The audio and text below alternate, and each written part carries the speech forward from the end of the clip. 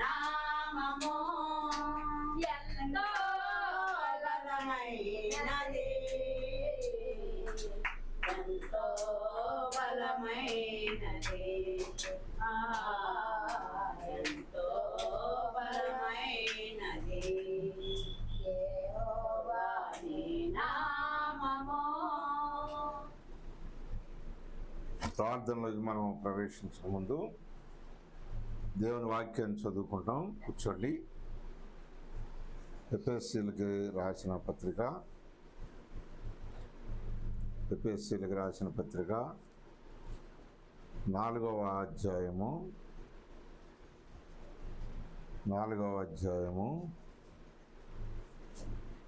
1 నుంచి 5 వచనాల వరకు చదువుకుంటాం.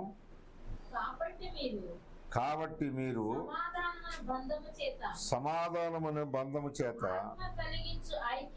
ఆత్మ కలిగించు ఐక్యమును కాపాడుకున్నట్టు శ్రద్ధ కలిగిన వారై ప్రేమతో ఒకరినొకడు సహించుచు మీరు పిలువబడిన పిలుపునకు తగినట్లుగా దీర్ఘశాంతముతో కూడిన సంపూర్ణ వినయముతోను సాత్వికముతోను నడుచుకొనవలెనని ప్రభువును బట్టి ఖైదీనైన నేను బ్రతిమాలుకొనుచున్నాను.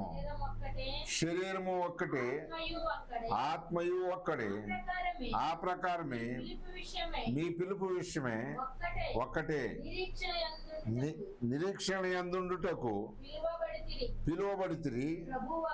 ప్రభువు ఒక్కడే, విశ్వాసం ఒక్కటే, బాప్తిసం ఒక్కటే, అందరికీ తండ్రి అయిన దేవుడు ఒక్కడే, ఆయన అందరికీ పైగా ఉన్నవాడై అందరిలోనూ వ్యాపించి అందరిలో ఉన్నాడు.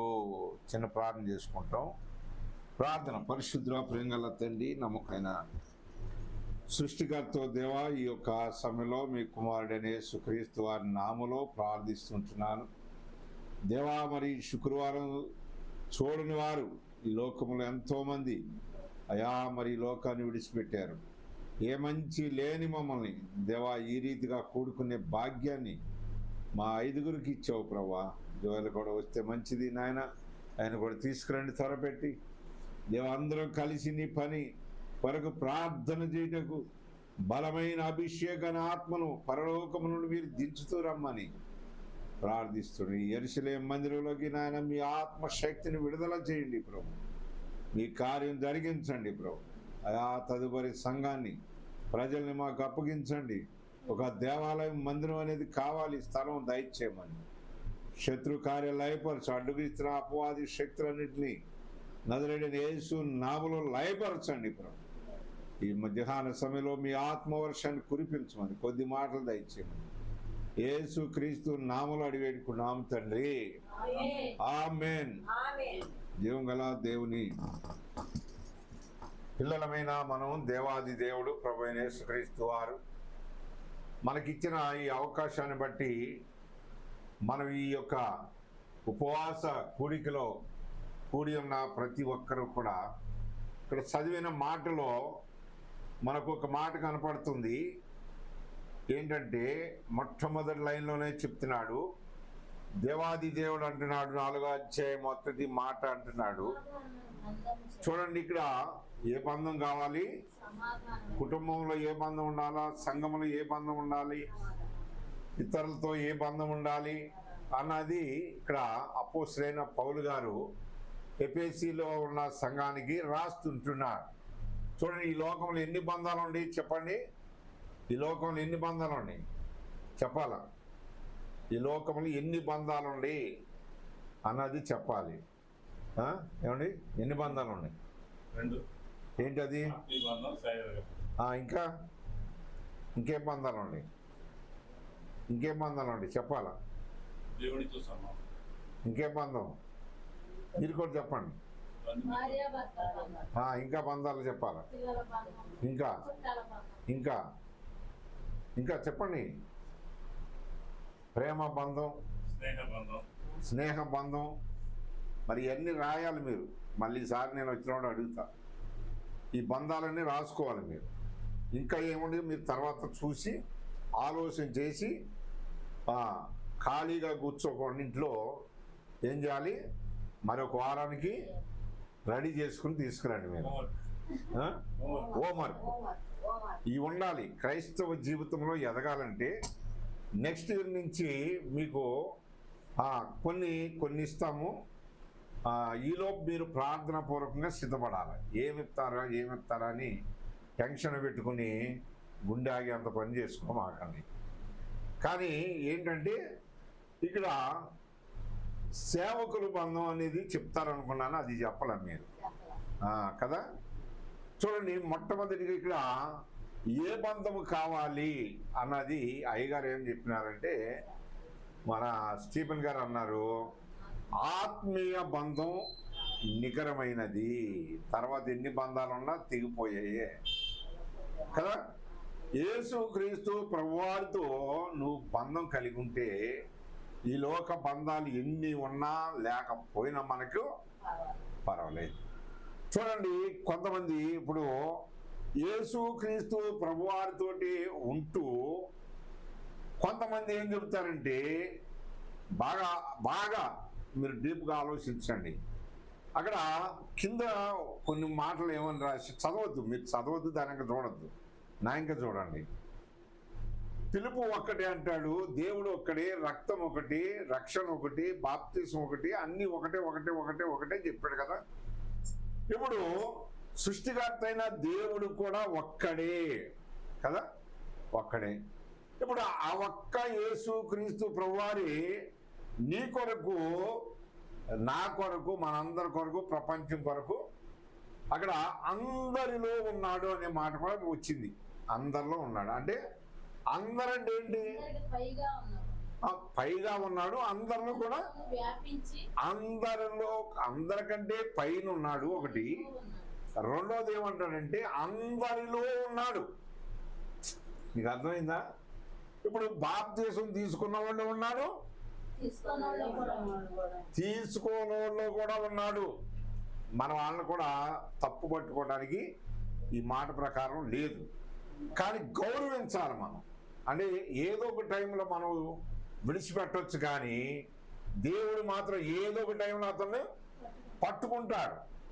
కనుక ఇప్పుడు కొంతమంది సేవకులు, ఇప్పుడు ఇక్కడ ఆత్మీయ బంధాన్ని గురించి మనం ఆలోచిస్తే, ఈ ఆత్మీయమైన బంధము విశ్వాస జీవితంలో కానీ సేవకుల జీవితంలో కానీ నిత్య కూడా ఎలా ఉండాలంటే ఎడతెగకుండా ఉండాలి. ఆ బంధం, ఆ బంధము ఉన్నంత కాలం ఆశీర్వాదాలు వస్తూ ఉంటాయి అన్నమాట.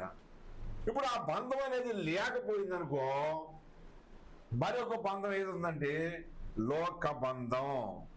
లోకంలో ఎవరున్నారు అంటే అపవాది సింహాసనం వేసుకుని కూర్చున్నాడు. ఈ లోకంలో కూర్చున్నాడు వాడు.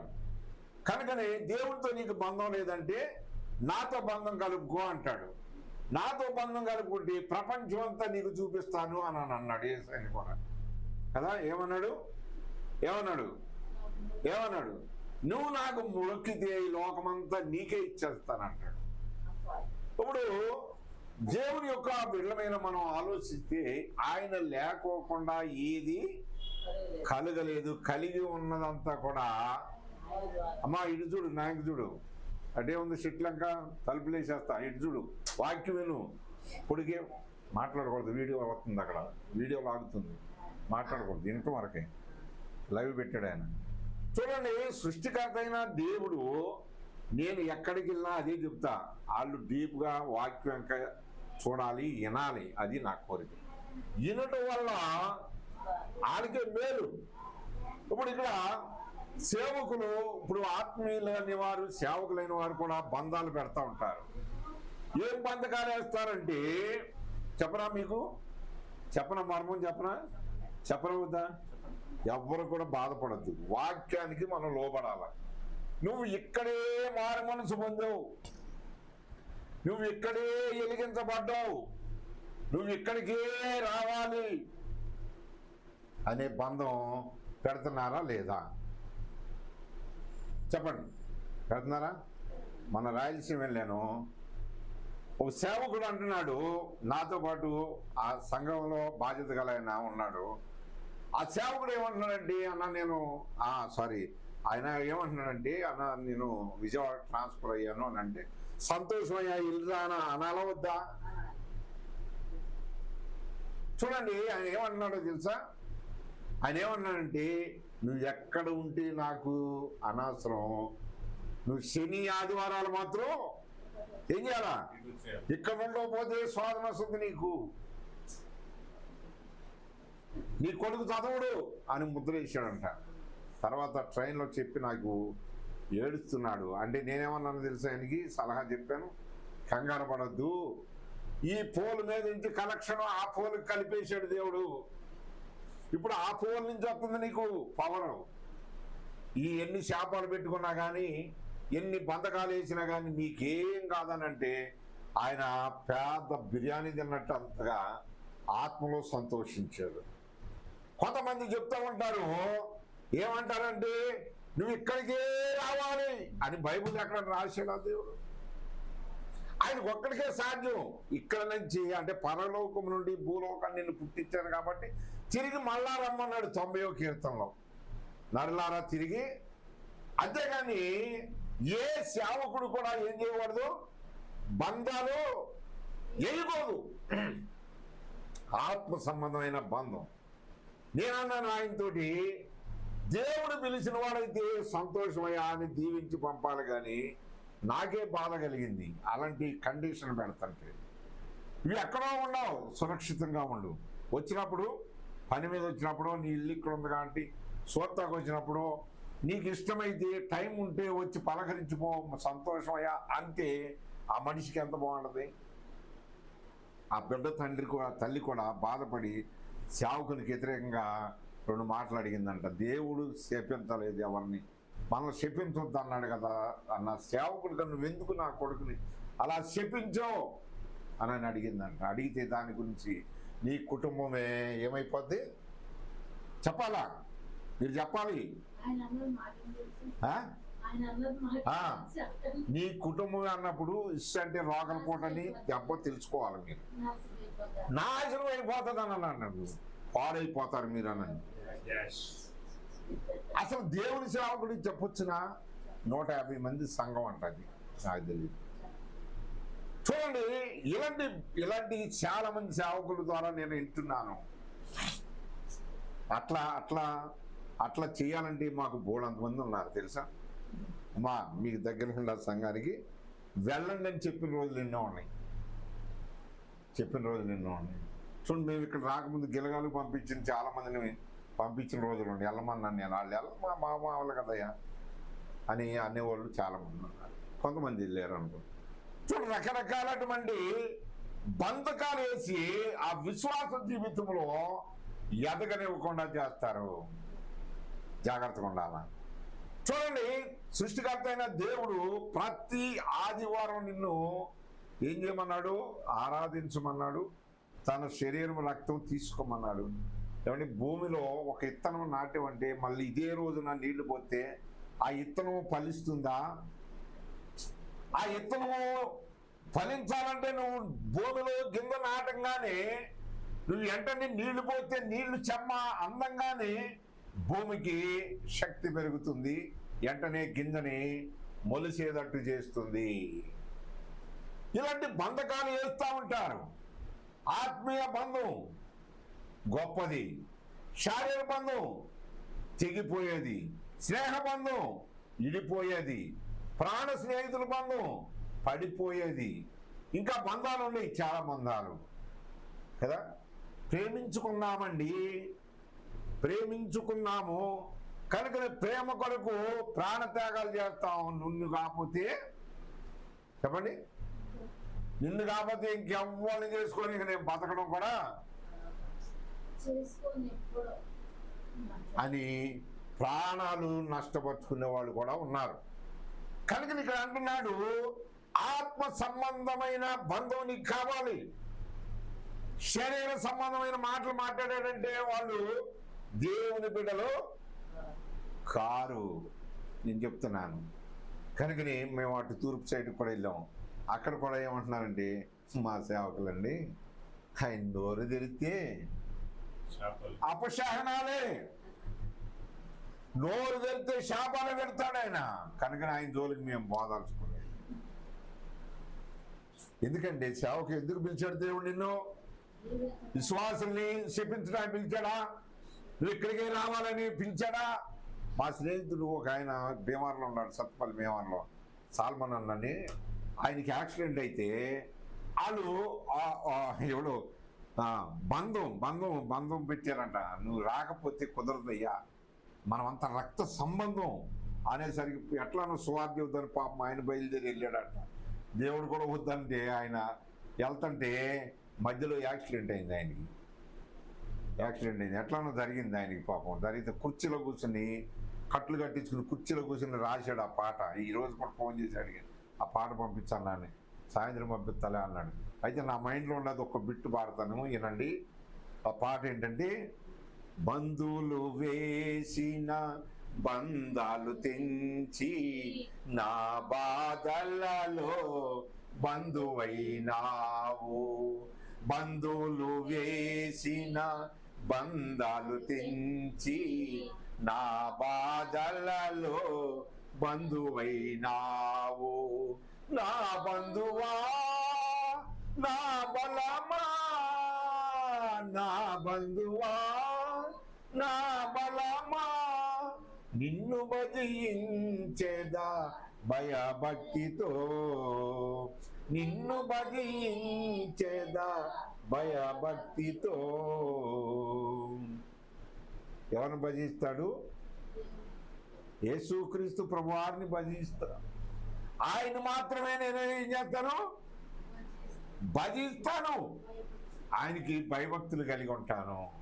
ఎంతమంది ఉన్నారు భయభక్తులు కలిగి? ఎందుకు ప్రార్థన చేస్తున్నారు? ఎందుకు విస్తారంగా బోధనలు చేస్తున్నారు?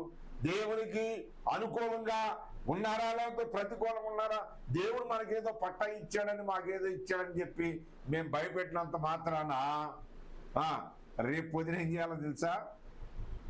పరలోకానికి వెళ్ళినాక లేకపోతే మధ్య ఆకాశానికి వెళ్ళినాక న్యాయపీఠం ఎదుట నిలబడ్డాక ఈ రాసిని అన్నీ కూడా లెక్క చెప్పాలి. ఒక రోజున లెక్క చెప్పాలా, దేవుడికి లెక్క చెప్పాలా.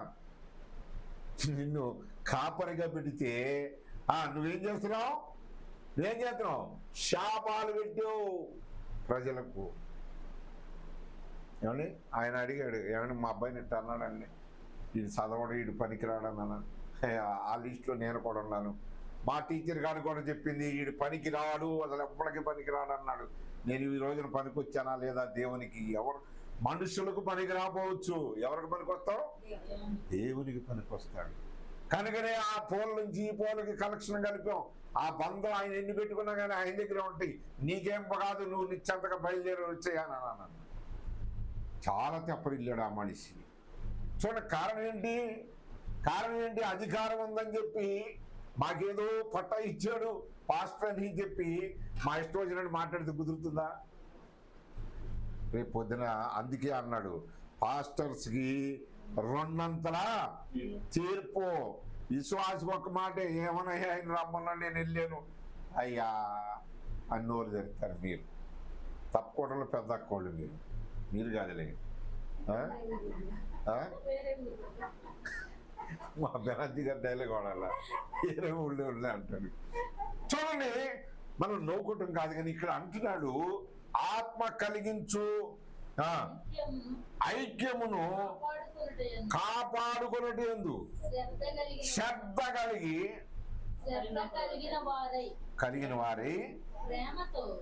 చూడండి, ఇక్కడ ఆత్మ కలిగించి బంధం ఏంటి? దాన్ని ఏం చేసుకోవాలంట? శ్రద్ధతో మనం కాపాడుకోవాలి. దేంతో కాపాడుకోవాలి? శ్రద్ధతో. ప్రేమ, అక్కడ అన్ని కలిసి ఉన్నాయి, అన్ని కలిసి వచ్చినాయి కదా.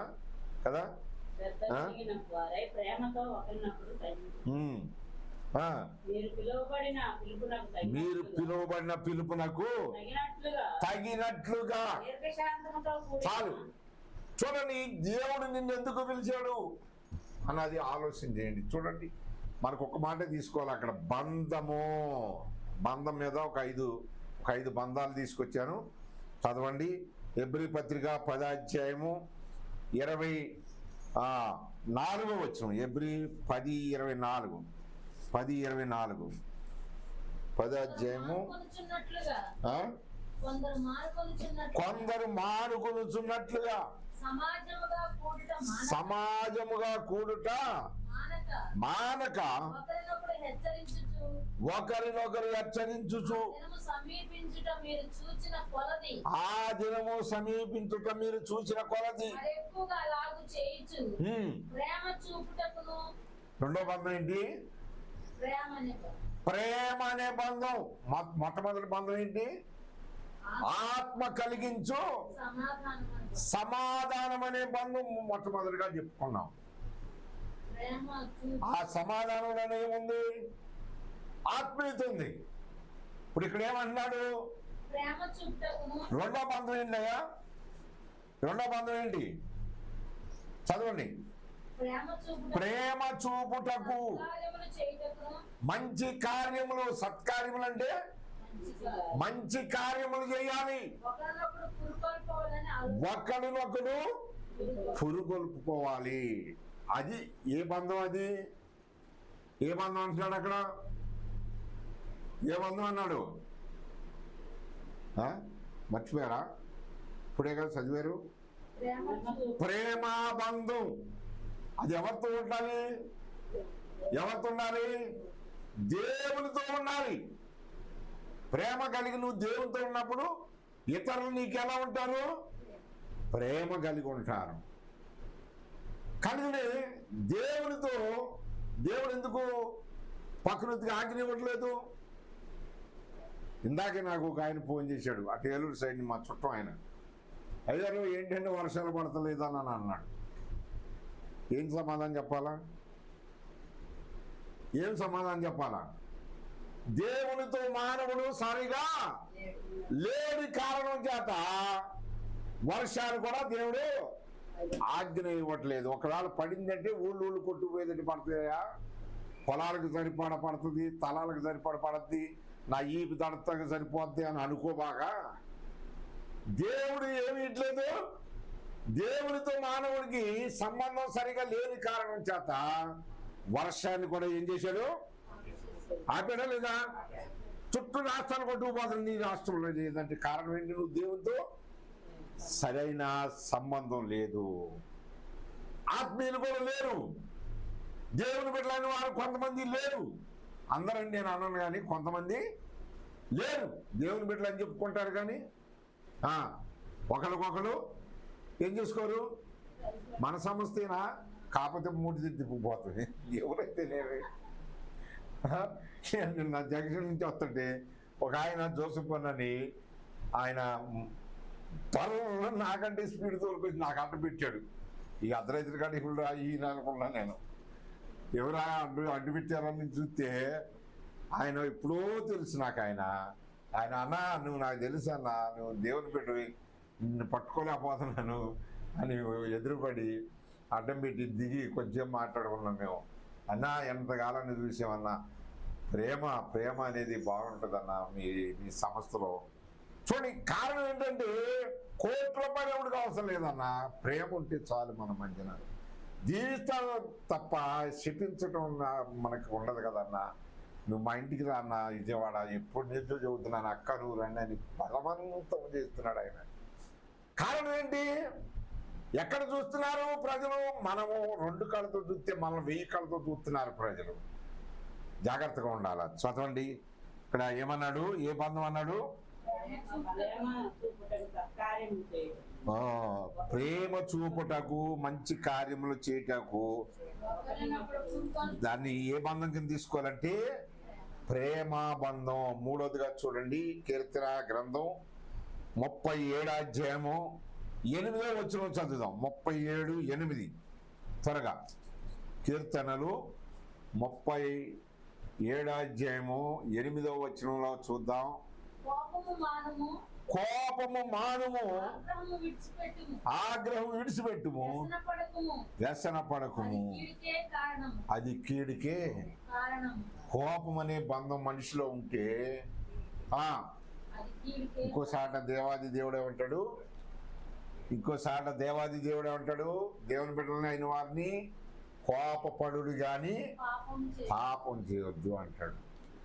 కోపపడాళ్ళు ఆత్మీయులు, వాళ్ళు ఏమన్నా రూటు వేరేగా మాట్లాడితే వేరేగా తిరుగుతుంటే కోపపడు, వాళ్ళ దారిలో పెట్టు, మంచి దారిలో పెట్టు, కానీ పాపం చేయొచ్చు. ఇక్కడ ఏమంటున్నాడు? ఏ బంధం ఉంటుందో మనుషులు? కోపం అనే బంధం ఉంటుంది. దాన్ని ఏం చేయాలంట? విడిచిపెట్టి ఊడు. యెరూషలేము మందిరంలో ఈ ఉపవాస కూడికలో నీ కోపం అనేది ఎవరి ద్వారా వస్తుంది? నీకు అపవాది తీసుకొచ్చి పెడుతున్నాడు. సాతాను పట్టుకొచ్చే ఆ బంధాన్ని నువ్వేం చేయాలి? ఏమడుగుతున్నాడు దేవుడు? విడిచిపెట్టేసేయి. ఇక్కడ విడిచిపెట్టేసేయి.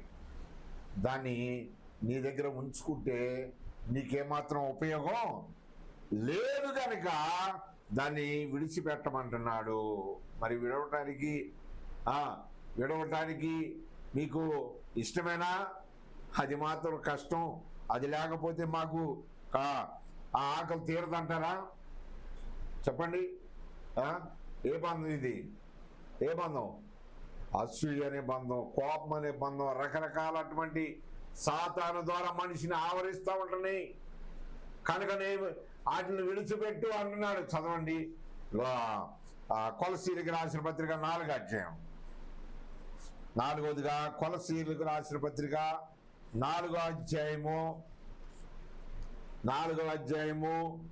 13వ వచనం. కొలసీ 4:13. ఇతడు మీ కొరకును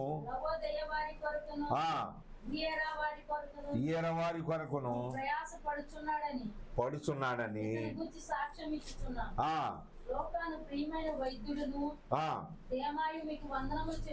చెప్పుచున్నాడు.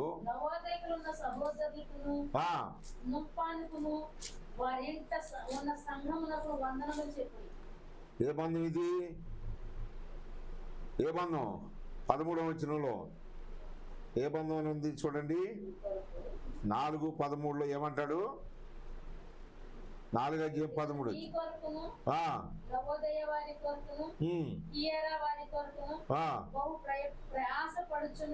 ఏ బంధం అంటే చెప్పనండి?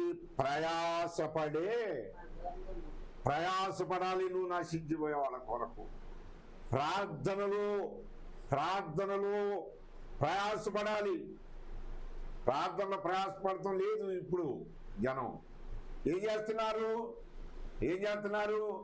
అంత్య దినాలు, అపాయకరమైన దినాలు, ఎప్పుడు రాకడ వస్తుందో తెలీదు అని రాకడ కొరకు ఎదురు చూస్తున్నారు కదా. కనుక ఇక్కడ ప్రయాసపడే బంధం నీకు కావాలి. చదవండి. 12వ వచనం చదవండి. కొద్ది పైన 12వ వచనం చదవండి. మీలో ఒకడును క్రీస్తు యేసు దాసుడునైనా మీకు వందనములు చెబుతున్నాడు. మీరు ఎలా ఉండాలి? సంపూర్ణమైన బంధం కలిగి ఉండాలి దేవునితో. అటొక అడుగు ఇటొక అడుగు, అటొక ఆలోచన ఇటొక ఆలోచన, అటొక తలంపు ఇటొక తలంపు, అలా చేస్తే బాగుంది, ఇలా చేస్తే బాగుంది, అన్ని నువ్వే డిసైడ్ చేసుకుంటున్నావు. దేవునికి మధ్యలో అవకాశము నీ మైండ్లో ఇవ్వట్లేదు కదా. ఏమంటారు దాన్ని? 2 తలంపుల మైండ్. నీవెన్నాళ్ళు 2 తలంపులతో కుంటి నడచేదా నీవు? యెహోవాయే నీ దేవుడా లేక వేరే దేవతలున్నారా? యెహోవాయే నీ దేవుడా లేక వేరే దేవతలున్నారా? చూడండి, దేవుని బిడ్డమైన మనం వేరొక ఆలోచన అది దేవతగా ఉంది. 2 తలంపులకు దేవతగా ఉన్నది. భక్తులు అని చెప్పుకుంటున్నాం కానీ భక్తికి సంబంధించిన శక్తి ఆ మనిషిలో లేదన్నమాట. ఎందుకండి గంటల గంటల బోధ చేస్తాం? ఎందుకు? ఇక్కడ ఏం కావాలంటున్నాడు? సంపూర్ణమైన భక్తి అంటాడు తిమోతి కూడా కదా. మీరు సంపూర్ణ కావాలి, సంపూర్ణలనే బంధం మీకు కావాలంటున్నాడు. కనుక ఏ బంధంతో ఉన్నారు మనిషి? ఎలా ఉన్నారు? ఏం చేస్తున్నారు అన్నది ఆలోచిస్తే నీ ఆత్మీయ జీవితాన్ని నువ్వు పరీక్షించుకుంటే నువ్వు సంపూర్ణురాలువేనా, నువ్వు సంపూర్ణుడివేనా? ఈ ఫోన్లు వచ్చి నాకు మరీ చెడిపోయింది వ్యవస్థ కదా కదా అవునా? పక్కింట్లో ఉండి ఎక్కడ ఉన్నామంటారు, ఎక్కడో ఉన్నామని చెబుతారు. ఇది తప్పు. మళ్ళీ దేవుని దగ్గరికి వచ్చేమంటారు, ఏమంటారు? ప్రభా ఎన్నో తప్పులు చేసేనేమో చూడయ్యా. చేసేవో లేదో మాట్లాడేవో లేదో నీకు తెలదా? తెలుసా తెలదా? కానీ ఇతరులకు ఏమో మంచోళ్ళు అనిపించుకోవాలి, దేవుని దగ్గర ఏమో చేసేనేమో చూడయ్యా. నువ్వు పెద్ద పెద్ద కళ్ళోడివి కదా, ఆకాశం నీ సింహాసనం కదా, భూమి నీ పాదపీఠం కదా, నీ కన్ను లోకమంతా చూస్తుంది కదా, నన్ను కూడా చూడయ్యా. నేను మర్మంలో పెట్టి నీతో మాట్లాడతానయ్యా, డైరెక్ట్ మాట్లాడితే వింటారయ్యా, నా పరువు పోద్దయ్యా. ఇంకేంటి ఎన్ని తలంపులండి మనిషికి. ఆత్మీయులకి సరిపడిందేనా? పౌలు గారు ఏం చదువుతున్నాడు కొలసీలతోటి? ఏమన్నాడు చెప్పండి? ఏమన్నాడు? ఏ బంధం కావాలంటాడు? కొలసీలో ఉన్న సంఘానికి ఏం చెబుతున్నాడు? మీరు సంపూర్ణులు కావాలా. సంపూర్ణులు చంపటం తెలుసు, కానీ సంపూర్ణులు అవటం చాలా మందికి మాటలతో చంపుతారు, కత్తులతో చంపుతారు, ఇంకా రకరకాలటువంటి రీతిగా చంపుతారు. కానీ ఏంటి సూదులతోనా? సూపులతో చంపుతారు, ఇంకా మందులతో చంపుతారు, ఇంకా మాటలతో చంపుతారు. ఇంకా చంపటం తెలుసు, సంపూర్ణులు అవ్వటం ఇష్టం లేదు. తెలుసు కానీ ఇష్టం లేదు. ఎందుకంటే సంపూర్ణులైతే నువ్వు పరలోకానికి వెళ్తావు అన్న సంగతి నీకంటే ముందుగా మీ తండ్రి ఒకడు ఉన్నాడు ఈ లోకంలో. ఎవడాడు? అందుకని యోహాను భక్తుడు అంటాడు, మీరు మీ తండ్రి యగు అపవాది సంబంధులు, వాడిని కోరికలే మీరు నెరవేరుస్తున్నారు అంటాడు. ఎవడి కోరికలు అవి? సాతాను కోరికలు, అపవాది కోరికలు. కనుకనే మీ తండ్రి ఎవడయ్యా అంటే, మీ తండ్రి అబద్ధం ఆడించే దేవుడు, మోసం చేపించే దేవుడు, పారసూపులు చూపించే దేవుడు, గొనుక్కునేటట్టు చేసే దేవుడు, సరుకునేటట్టు చేసే దేవుడు, కక్షలు రేపే దేవుడు. చెప్పండి, మాకేం తెలీదా? మీకేం తెలీదు అసలు? ఈ లోకంలో లేరా? పరలోకం నుంచి ప్రార్థనకు వచ్చారప్పుడే ఎవరు? ప్రతి ఒక్క వ్యక్తికి కూడా ఈ మాటలో వర్తించేదిగా ఉన్నది. మీరు మీ తండ్రి అపవాది సంబంధులు. ఎన్ని అధ్యాయము? యోహాను సువార్త 8:44 వచనంలో అంటాడు పూర్తిగా. మనల్ని ఎవరికి చెప్పి మన తండ్రి ఎవరంట? మీరు అట్లా మాట్లాడే ప్రతి ఒక్కరూ దేవునితో సంబంధం లేకపోతే మీ తండ్రి సంబంధం కలుపుతున్నాడు. మీ తండ్రి ఎవడు అంటే అపవాది. ఆది నుండి కూడా ఇంకా వెళ్ళొద్దులే. వాడి పని ఏంటంటే మనిషిని ఆత్మీయుల్ని వేరొక దారి మళ్లించడమే ఆడి పని. చదవండి. చివరిగా ఒక మాట చూపిస్తాను. ఇన్ని బంధాలు, ఈ రకరకాలటువంటి బంధాలు ఉంటే నీ ప్రార్థనకు ఏమి రాదు?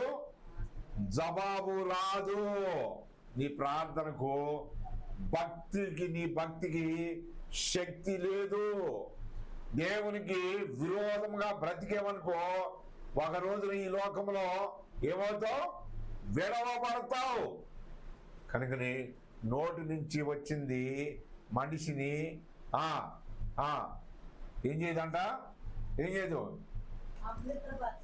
మార్క్స్ వార్తలు అంటాడు కదా, ఏమంటాడు? నోటిలో అంటే లోపల నుంచి వచ్చేది ఏది? లోపల నుంచి వచ్చే మాట మనిషిని అపవిత్రపరచు. మరి అది చెప్పాలా? అక్కడ ఏమంటున్నాడు? లోపల నుంచి అనగా మనిషిని హృదయంలో నుంచి వచ్చేది ఏంటంట? లీస్ట్ ఉంది కదా, ఏంటది? దురాశ, ఇంకేంటి కొన్ని ఉంటాయి. ఆ రిఫరెన్స్ నాకు ఇప్పుడు గుర్తులేదు. కానీ ఇప్పుడు మనిషిలో నుంచి వచ్చేది ఏంటంటే కొన్ని తప్పులు ఉంటాయి అన్నమాట. కానీ ఇక్కడ అంటున్నాడు దేవాది దేవుడు, చూడండి, లోపల నుండి అనగా మనుషులు హృదయంలో నుండి. మీరు చదివే వాళ్ళు ఏం చెప్పాలంటే పైన పేరు కూడా చెప్పాలా. మార్కు సువార్త 7:21 చదువుకోండి. ఏమంటున్నాడు? లోపల నుండి అనగా మనుషుల హృదయములో నుండి దురాలోచనలను, జారత్వమును, దొంగతనమును, నరహత్యను, వ్యభిచారమును, లోభమును, చెడుతనమును, కృత్రిమములు, కామ వికారము, మత్సరములు, దేవదోషములు, ఆంభావము, అవివేకము వచ్చును. వీటన్నిటి పేరు ఏంటంటే చెడ్డవి. చెడ్డవి లోపల నుండి బయలుదేరుతున్నాయి, మనుషులు హృదయంలో నుంచి బయటకు వెళ్తున్నాయి. చాలా మంది బయట నుంచి తెచ్చిన స్వీటు, లేకపోతే బయట నుంచి తెచ్చిన కూరగాయలు, అవన్నీ ఏం చేస్తారు? అపవిత్రమైన దుమ్ము పడింది, ధూళి పడిందా, అయ్యో ఇదే అదని దాంట్లో నీళ్లు పోసి ఏం చేస్తారు? అట్లా గుంజి ఏం చేస్తారు? ఉప్పేసి కడిగి ఇంకేం చేస్తారు? కూరండి వాళ్ళు చెప్పండి, ఏం చేస్తారండి? ఏమండి, మన బైబుల్ షాప్కి వచ్చారనుకో, ఏమన్నా అడుగుతారండి మిమ్మల్ని? ఏమడుగుతారు? అదే ఏమడుగుతారు? అదే ఏమని అడుగుతారు? ఇది మంచి బ్రాండేనా? అది చెప్పడు, నాతో చెప్పియాలండి. ఇది మంచి కంపెనీయేనా? ఈ పుస్తకం ఎక్కడ తెచ్చారు? ఇది కొరియా ప్రింటా, లేకపోతే ఇండియా ప్రింటా? ఈ బెంగళూరు నుంచి తెచ్చావా, లేకపోతే విజయవాడ నుంచి తెచ్చావా? ఎక్కడ తెచ్చావు స్టీఫెన్ గారు? కదా, 100 రూల్స్ మాట్లాడుతుంటారు. కొనేదేం లేదు, చివరికి వచ్చి రేటు చెప్పగానే ఏమంటారు? అనరు, వాళ్ళు వస్తారులే అంటారు. అది కూడా అనరు, ఇంత రేట్ అని కూడా అనరు. వాళ్ళ మైండ్లో పెట్టుకుంటారు. ఇప్పుడు పని మీద వెళ్తున్నాం కానీ సెంటర్కి, తిరిగి ఇంటికి వెళ్ళేటప్పుడు వస్తామని అంటారు. అటు నుంచి అంటే ఆ పక్కదాన్ని వెళ్ళిపోతుంటారు. మనిషిలో ఉన్న స్వభావం ఏంటంటే అపవాది యొక్క స్వభావం. చూడండి, చివరిగా అపోస్తల కార్యం 4వ అధ్యాయం. ఒక్క మాట చదువుకుని మనం ప్రార్థన చేద్దాం. ఎక్కువగా మన ప్రార్థనలు గడపాలా.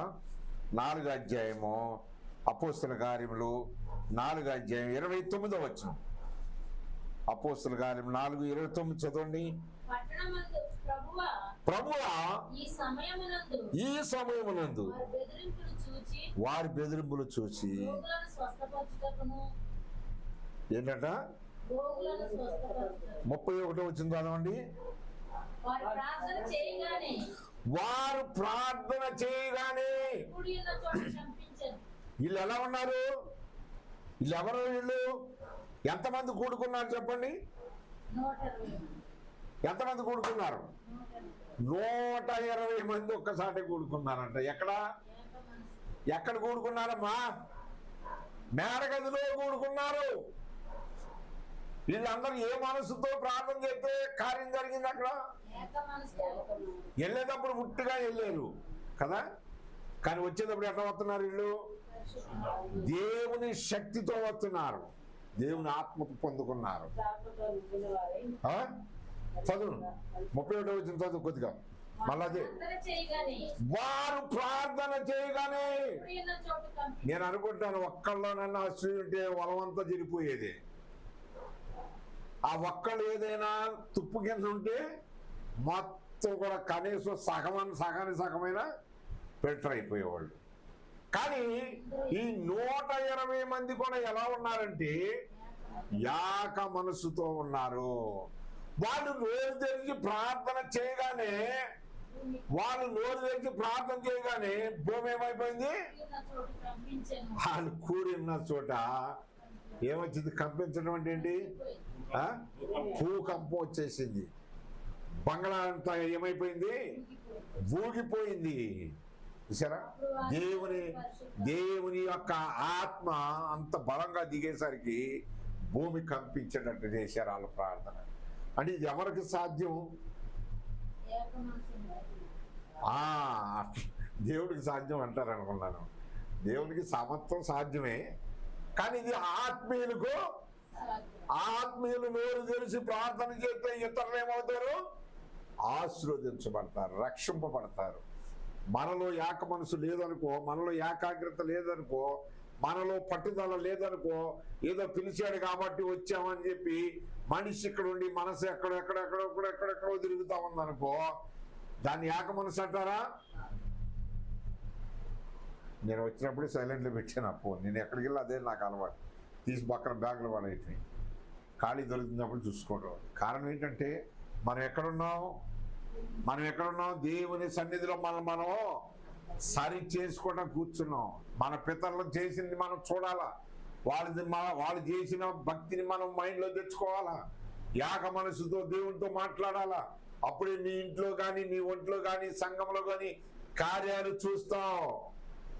లేకపోతే శాపనార్థాలు పెట్టుకుంటా వెళితే ఒక రోజున ఏమవుతుంది? ఒక ఊళ్ళో ఒక అక్కట ప్రార్థన చేసిందంట.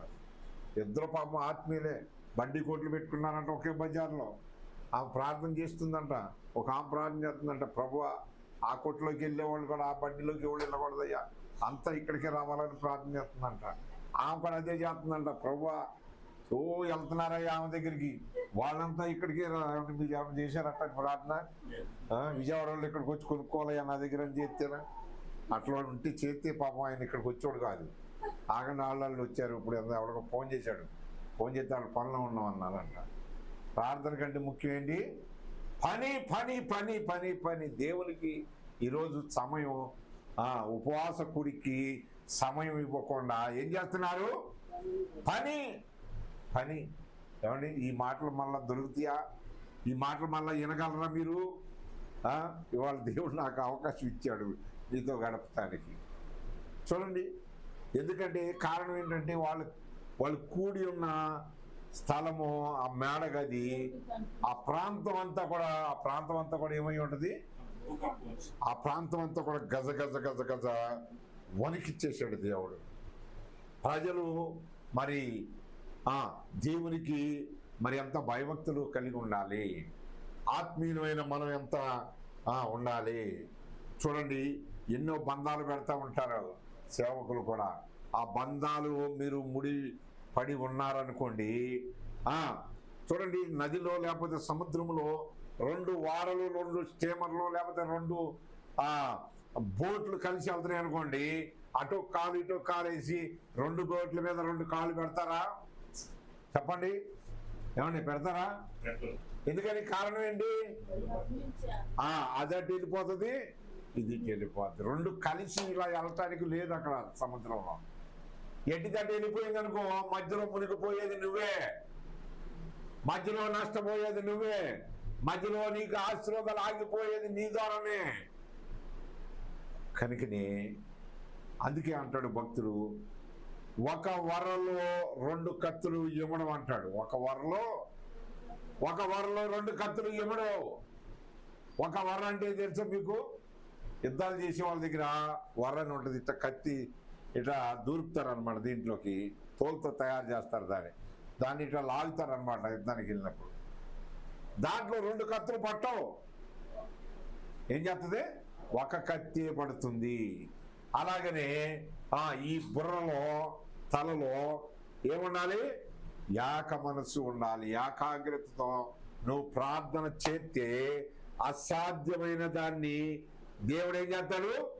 సాధ్యపరుస్తాడు, సుసాధ్యం చేస్తాడు. ఆయనకి ఎలాంటి వాళ్ళు కావాలా? ఆయనతో మాట్లాడే వాళ్ళు ఎలాంటి వాళ్ళు ఉండాలని కోరుతున్నాడు దేవుడు. ఎలాంటి వాళ్ళు కావాలా? ఆత్మ పూర్ణులుగా ఉండి ఆయనతో మాట్లాడితే ఆ దేవాది దేవుడు నిన్ను బట్టి ఏం చేస్తాడు? ఇతరులకు కార్యము జరిగిస్తాడు. నువ్వు ఎలా ఉన్నావు అన్నది నిన్ను నువ్వే పరీక్షించుకో. నిన్ను నువ్వే దేవునికి సరి చేసుకో.